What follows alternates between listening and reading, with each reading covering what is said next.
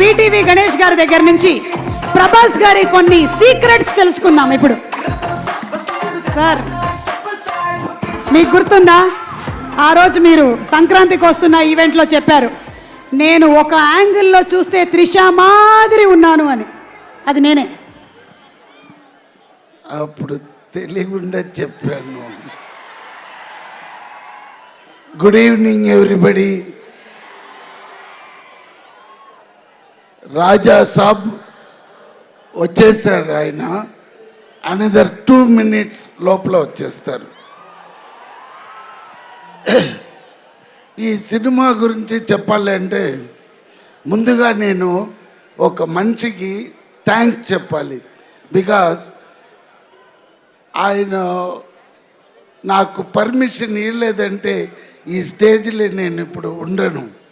అది ఎవరంటే beast cinema తీసిన నెల్సన్ అండ్ తలపతి విజయ్ గారు. ఎస్, విజయ్ గారు ఇచ్చిన ఆ ఒక డైలాగ్ పర్మిషన్లో నేను ఇప్పుడు ఇక్కడ ఉన్నాను.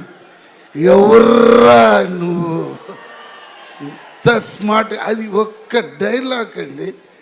అదే గిరి అడుగుతారు, నేను ఇన్ని సినిమాలు చేసినాను, నీకు ఒక్క డైలాగ్లో వచ్చి ఇప్పుడు నాతో ఈక్వల్గా చేస్తున్నావని గిరి నన్ను అడిగాడు. అదే అక్కడ ఉన్నాడు. రా.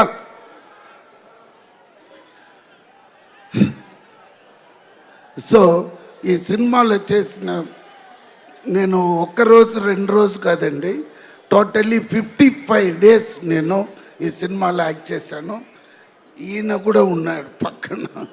అయ్యో ఇదే అండి, ఫుల్ బాడీ మసాజ్ ఇస్తాడు, చాలా మంచివాడు. అదే ఎప్పుడు వస్తున్నారా మేడం? తర్వాత అదన్నీ చూడొచ్చు. ఏమైనా పాట పాడిస్తాం. కానీ ఈ సినిమాలో దయ్యాల గురించిన ప్రస్తావన ఉంది. మీరు ఎప్పుడైనా దయ్యాన్ని చూసారా? అక్క, ఈ సినిమాలో పెద్ద తాత ఉన్నాడు. అక్క, ఈ సినిమాలో ఒక పెద్ద తాత ఉన్నాడు. ఎస్, కథ అన్ని చెప్పేస్తాడు. హారర్ ఫిలిం అంటే సస్పెన్స్ ఉండాలి. నోరు ఒక కాదు, వాళ్ళే చెప్తారు కథ. మీరు నేను ఏంటి చెప్పేది, తాత గురించి వాళ్ళే చెప్తారు. ఇక్కడ తాత వైరు కొరికేసాడేమో చూడండి రా అనేది కాదు తమ్ముడు. ఆ తాత మీ అందరు నరాలు తెంపేస్తాడు సంక్రాంతికి, కాచుకోండి అంతే. అలా ఉంటుంది సార్. మీరు సినిమా మొత్తం ఒక్కసారి చూసేసారా సార్? మీకు ఆల్రెడీ యాజ్ అ ఆడియన్స్ మీరు చూసేసి ఉండుంటారు కదా సినిమాని డబ్బింగ్లో. ఎడిట్లో మొత్తం ఎగిరిపోయింది. మీకేం కావాలి? ఏం లేదు సార్, ఇప్పుడు నిధి ఉంది.